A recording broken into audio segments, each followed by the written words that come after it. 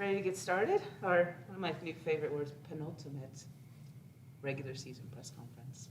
What'd that mean? Second to last. Oh, there you go. You learn something every day. You're in the horse racing, the penultimate jewel in the Triple Crown. With, obviously, we have Head Coach Thomas Hammock here. Thanks, you guys, for being here. We appreciate it. And special thanks to AJ, his last press conference, his last day at NIU. So, appreciate you, AJ. We'll get started. Let's, Coach, give us a little statement about the Western Michigan game, and we will move on to Miami. Yeah, just a gritty performance by our team.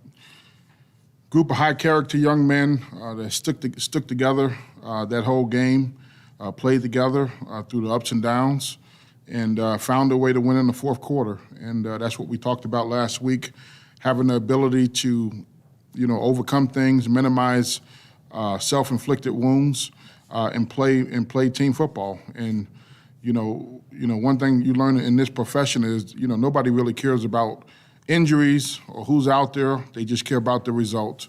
And all we did was take a group of 70 guys on the road and found a way as a team to win a football game. Couldn't be more proud of them.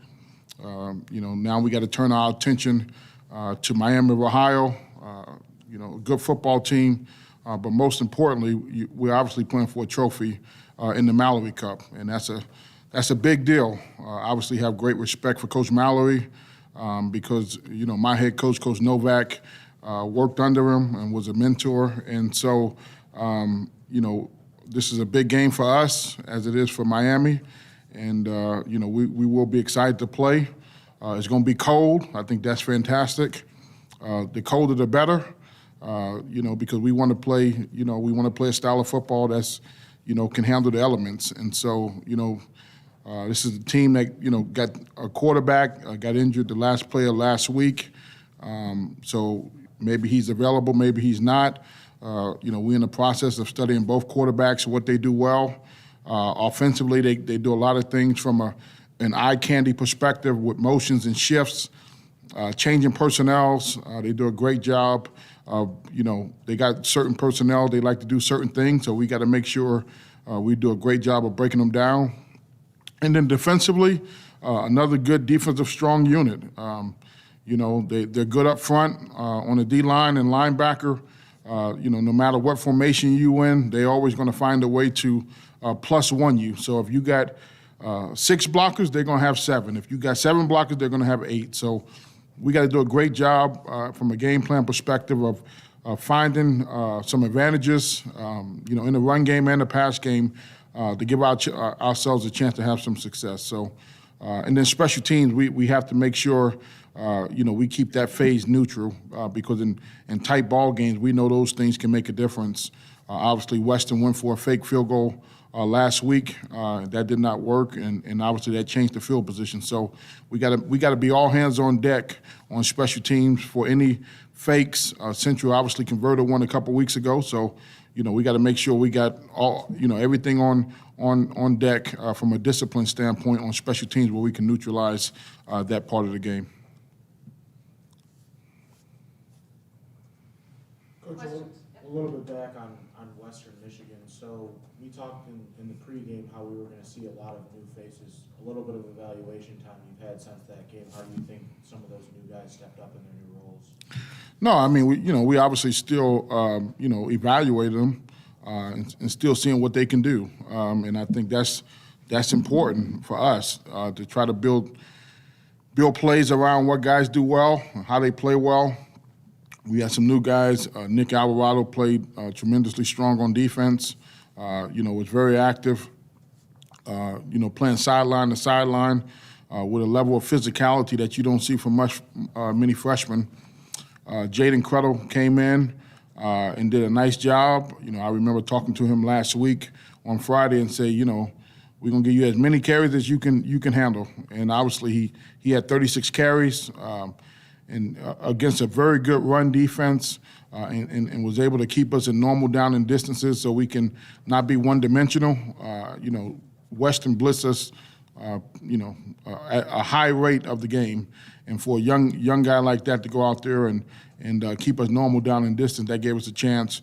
And then the quarterbacks, we are continuing in the evaluation phase of them. So, Nevin has some ups and downs, but he's already guaranteed a red shirt this season. So, we need to figure out, how he progresses, and Justin came in at the end of the game and helped win the game. And I think that was big for us. So, both those quarterbacks, we got to continue to develop and put them in situations where they can have success.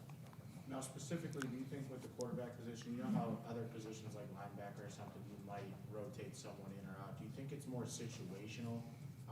Certain situations Lynch is better at, and certain situations Nevin's at. That's why we're seeing them subbed out at certain points. Both of them have their strengths and weaknesses, and so we have to do a good job of playing to their strengths. But the bottom line is we can't turn the football over, and Nevin turned it over. The second interception was exceptionally bad. The other two was learning and growing at the position.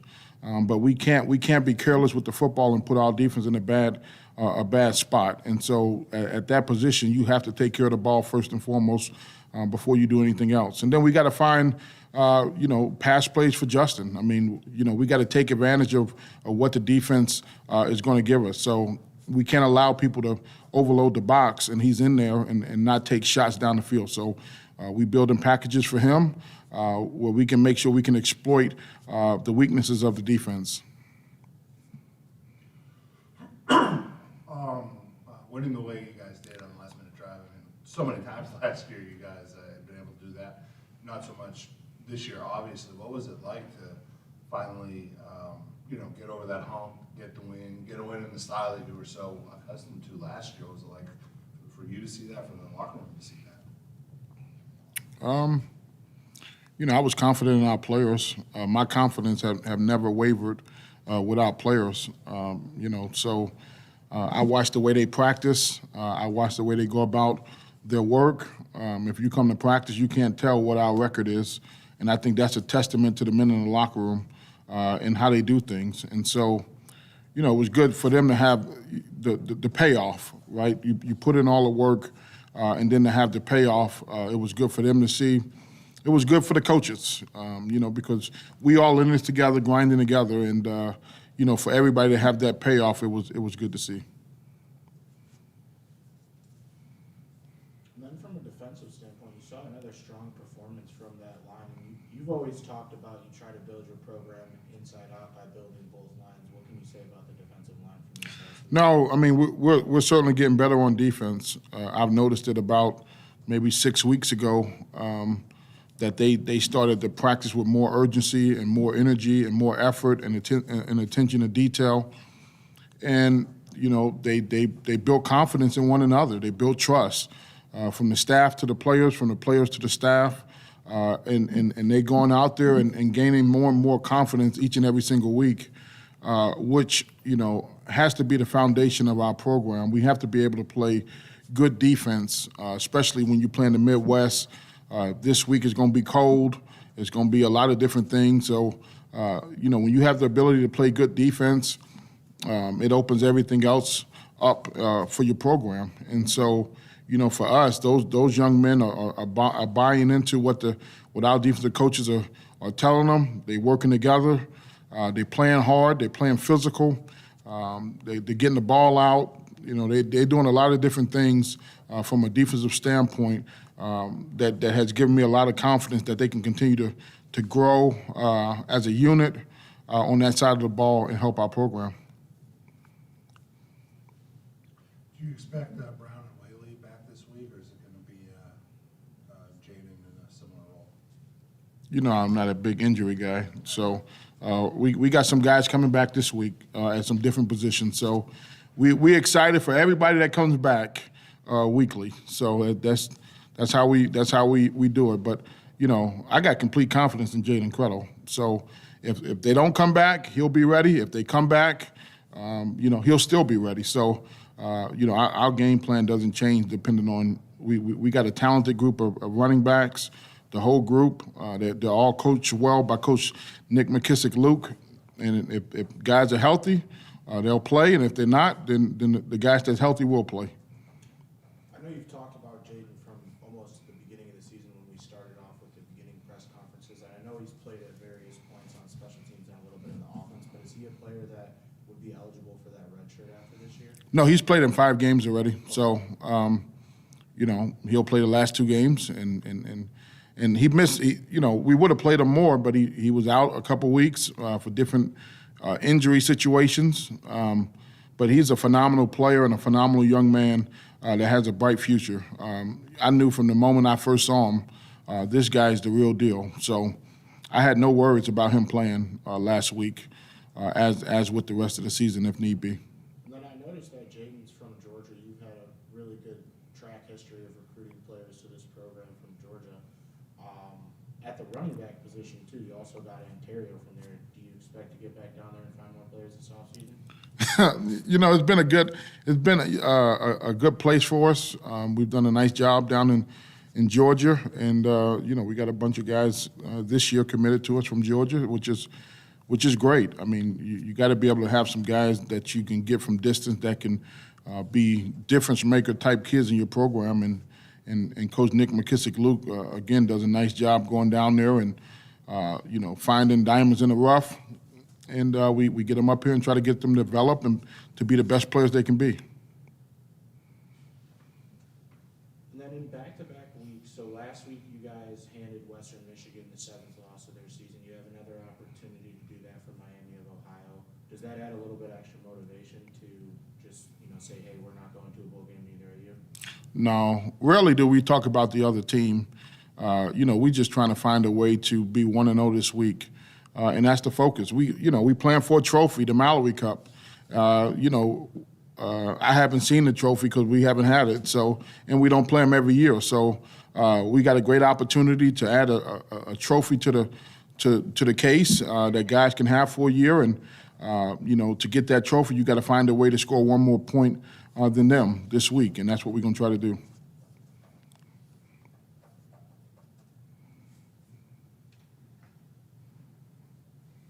Coach, did you have an opportunity to meet Coach Mallory at any point during your career? Yes. What do you remember about him? No. So when I was either a freshman or sophomore, Coach Novak had him come speak to our team, and I thought, wow, this guy is really, really intense for a guy of his age. I couldn't believe it, and so I can only imagine how he was when he was a younger coach. Because Coach Novak was very similar with his intensity level. And then I had a chance to, I played at a golf event, the NIU golf alumni event one time, and came back, and I played with him. And, at the time, he had his glasses. He couldn't see where the ball went, but he hit it straight. So I said, I can't find my ball, but I know where your ball is. So I played with him and his wife, had a great time, and really respect the family. I got recruited to Ball State by Kurt Mallory.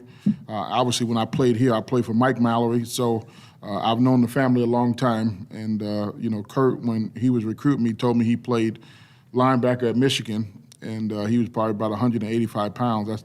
I thought there was no way. But then, obviously, when I got here and played played under Coach Mike Mallory, that whole family is intense. And so, certainly, they've done a lot for college football, and this trophy is a big deal for both programs.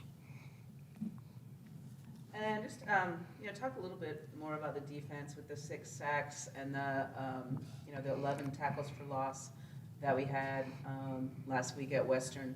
Was that design, or was it just guys making plays and really playing above their? No, you see guys on our defense gaining tremendous confidence. A guy like Ray Thomas with 4 tackles for loss by defensive end. The past 2 weeks may have been his best 2 games in our program. And James Esther inside is dominating, causing a lot of havoc. Isaiah Green made a play. Michael Kennedy continues to seem like he adds a sack a week. And then a young guy like Ivan Davis, he went in for a play after we gave up the roughing the passer. We pulled Mike Kennedy out, and and Ivan went in and, mirror hand the quarterback and sacked him. And so our defensive line is playing at a high level, which allows everybody else in our defense to play better. And then now you add in, Jaden Dolphin making plays, and then Alvarado making plays, and then it takes the pressure off. The one area we have to continue to get better at is on the back end. Our DBs playing the ball better. And if we can start to play the ball a little bit better in the air, they are right there in coverage. You can't panic when the ball is coming. Then, like I said, they are playing together. They're playing collectively. They're communicating. They're playing with confidence. And all those things are building toward what you're starting to see. And I feel like I said, defensively, those guys have made big jumps, from the beginning of the season to now. And I'm proud of the coaches, right? We started the season a little bit shaky. They changed some things around to get guys in the best position to be successful, players and coaches. And they're starting to see the payoff. So we got to make sure we do things to not put them at risk. And then the tight ends, especially with the younger quarterbacks coming on, have really become quite a safety net for those guys, and just how we've been able to maximize their abilities. No, I think we have to build our packages where our run game complements the passing game, and so we send two tight ends out there. A lot of times it was run, so now we've added some pass elements. That's why you see a guy like Brock Lampy catch a ball last week and be wide open because, we break in tendencies. So we got to continue to do those type of things so people can't just dig their cleats in the ground and try to stop the run. And Tavis has done a nice job being a safety valve. Liam got a couple nice catches, one to start the game, a touchdown the previous week. Those guys got to be involved in the passing game if you want to run the ball when those guys are out there. So the complement of the run and the pass makes us more dangerous as an offense.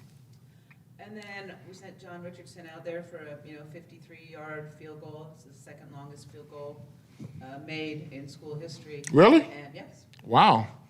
I wasn't thinking that at the time. So what was the level exactly of your confidence Yeah. in him to do that long of a field goal at that point in the game? Well, my thought process was, we're going to protect the defense. So if we punt the ball and it goes in the end zone, we gain 15 yards. If we go for it and don't get it, so I thought the best play was to kick the field goal.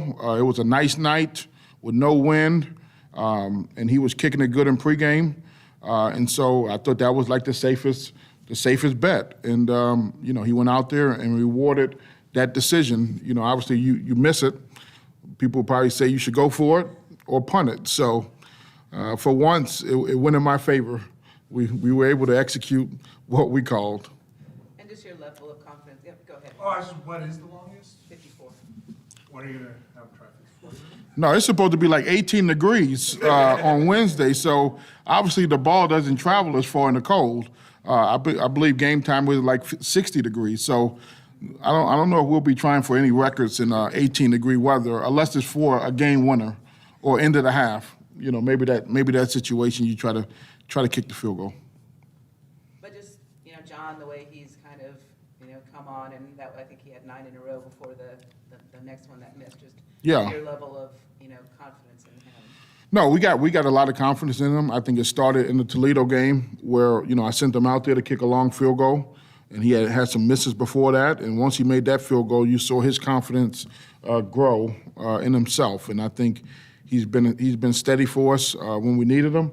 And obviously, you start playing games at the end of the season. It may be a 3-point game.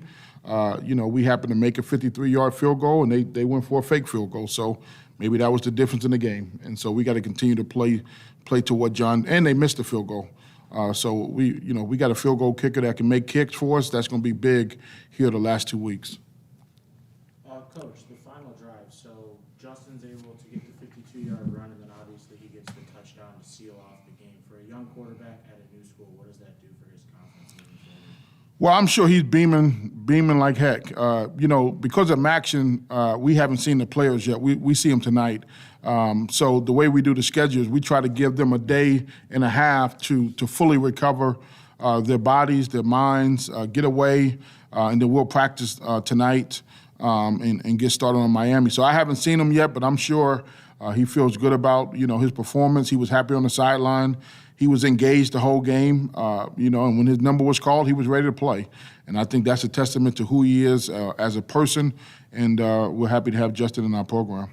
And then I know you had mentioned about working on the deep ball and trying to defend that with the cornerbacks. What's the best way for you to simulate that in practice? Like, stick a coach on the sideline, call him the ref, and see if we can get away. Yeah, no, we just got to get a lot of work at it, because sometimes we got to go good on good and get, the competitive fire, and you just have to play the ball. I mean, we had guys in good position, and then at the moment of impact, you can't put your hands on the defender. So maybe we'll put some boxing gloves on them so they can not grab people. But we gotta get that cleaned up because our front seven is playing good, and people are going to try to take shots down the field, and we got to be better at defending those shots. And then one final one for me. On the broadcast for the game, obviously you don't see this, they were talking about how Rocky has really helped out behind the scenes to help you guys out and the young quarterbacks out. Just for people that don't see all that stuff, can you just kind of... Yeah, Rocky is engaged in a game like a coach. He out there with his shorts on, and he's yelling at the quarterbacks. He's helping them with the checks. He's talking to the defense. I mean, I know he's fighting the itch to be a coach, but I don't see any way out of it for him. So, obviously he'll come back and play, and then hopefully he gets into coaching and has an opportunity to do, because he obviously loves football. I forget what bus ride we were driving back, but he sat right behind me, and the whole ride he was drawing up trap plays and wham plays in the run game. I said, "What are you talking about?" I'm trying to relax and get my mind off the game, and he's showing me play. What you think about this? I said, some of those plays look really, really good in the National Football League when you can't block down linemen, but normally in college you don't run trap plays and wham plays.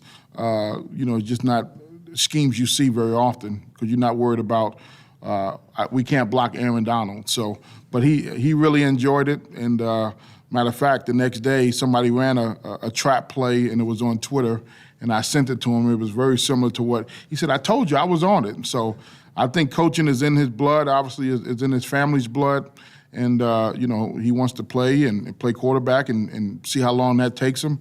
But hopefully, he can have a chance to play quarterback for a long time, and then get into coaching. I said, why not? You kind of touched on it there, and there was something else they said in the broadcast. Do you expect him back next year? Yeah, he said he wants to come back next year, so that's the plan for him to come back and play. Him to get healthy, and we feel like we got to. Most of our team is coming back. We don't have many seniors. I know he's excited about it, and we excited to have him back. So it should be fun. Anything else for Coach? All right, Coach, thank you very much. Thank you. Go Huskies.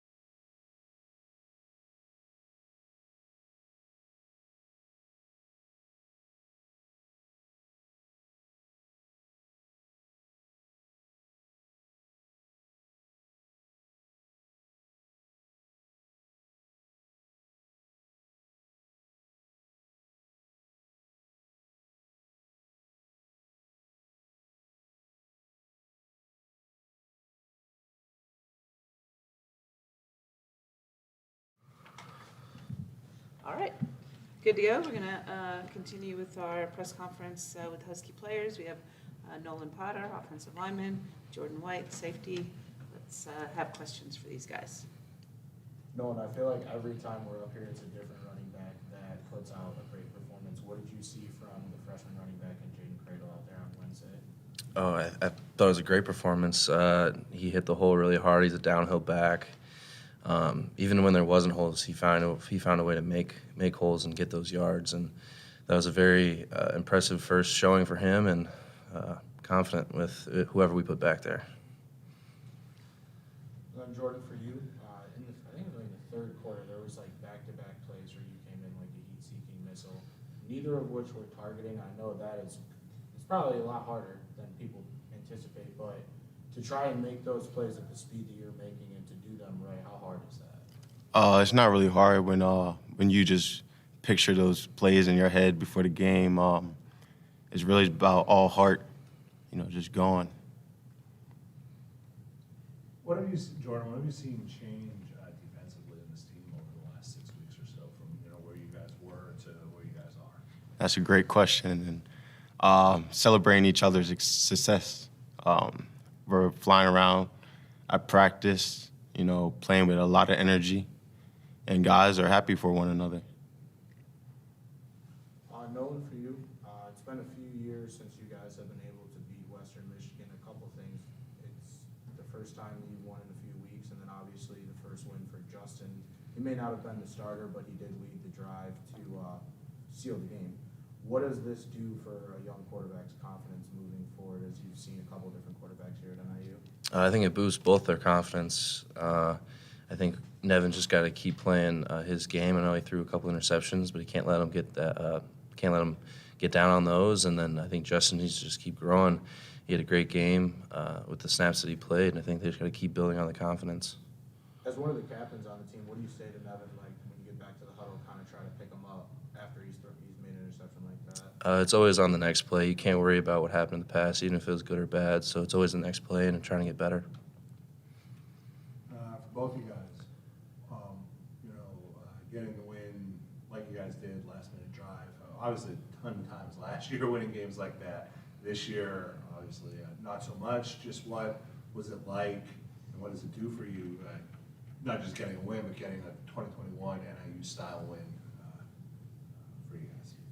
I think it's just a big confidence booster. I mean, we've been right there in all these games, and finally pulling it out like we have been last year, and just fighting to the end. It's a big confidence booster, and we got to build on it.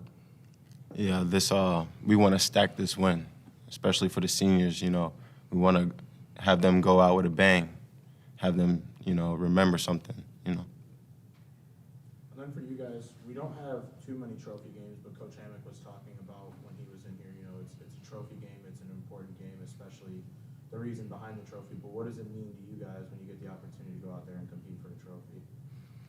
Jordan, you want to start? Yeah, it's another opportunity, something more to play for. You can't make it too big, though. This trophy came my freshman year, 2018. Haven't seen it since. So, I mean, it's always nice to get a trophy, but I think it's more important to get a win. Jordan, Eddie asked this of Nolan, but when the offense does have those plays Wednesday night where they do turn the ball over, what is the imperative for you guys then coming out and trying to get that stop? Because I know you guys did it a couple of times Wednesday night, especially in the second half, to keep Western from potentially making that game a little bit wider.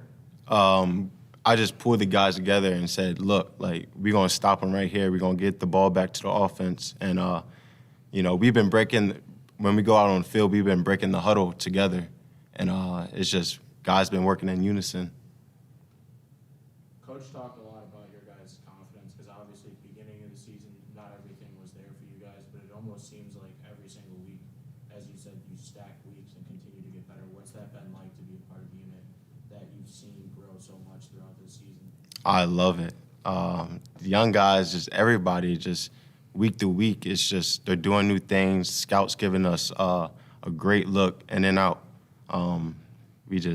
Guys are flying around, got nothing to lose.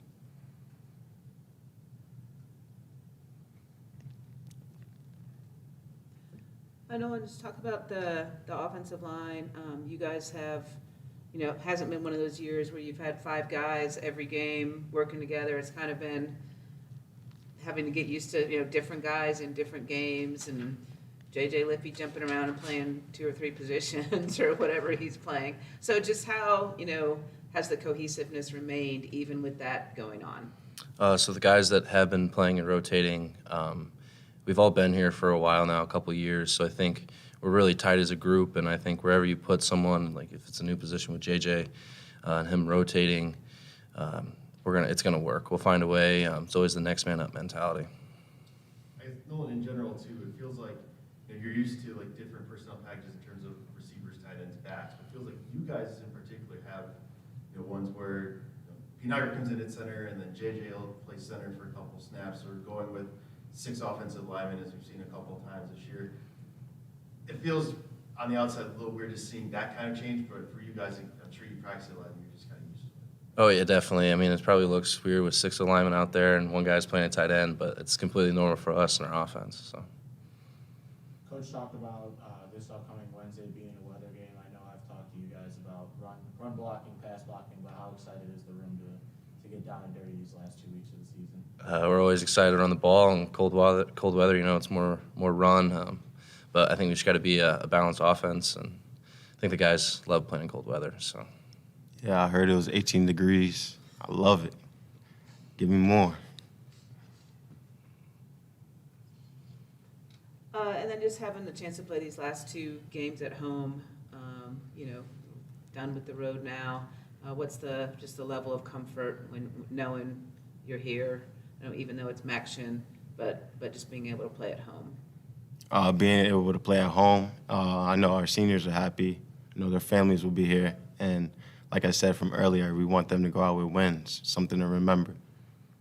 Yeah, it's definitely nice being at home, not have to travel, so I don't have to worry about that. But it's nice being at home. So finish out for the seniors and build confidence for these last 2 ones.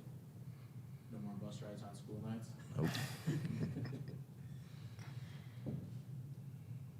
Anything else for the Huskies today? All right, thank you guys, appreciate you.